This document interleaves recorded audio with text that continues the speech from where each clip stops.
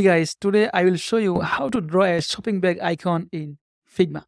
Let's get started. So, first of all, we will see how the real object looks like in real life. So, as you can see here, like I'm just browsing some real object on Google and see that you can see like the actual shopping bag in real life looks little bit taller, right? It's like vertical is taller, right? Majority of shopping bag they look like little bit taller, right?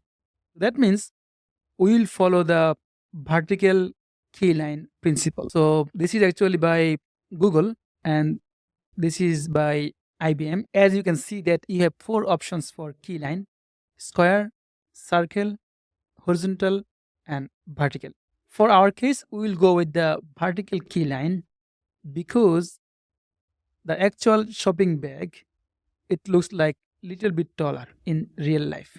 That means if we follow the similar principle, our icon will look like similar to the real life object. Okay, all right, so now let's go to Figma. We will start with the rectangle and draw it like this.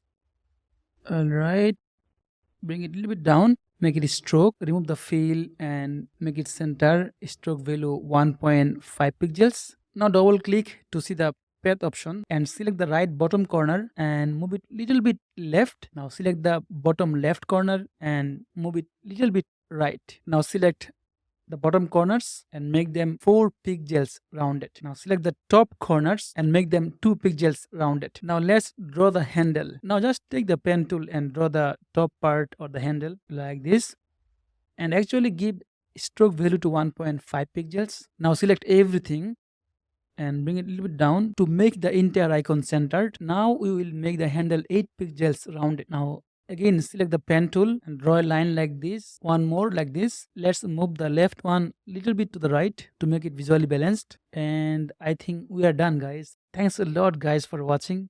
If you have any feedback or suggestion, please comment below and don't forget to give a like and subscribe. Bye.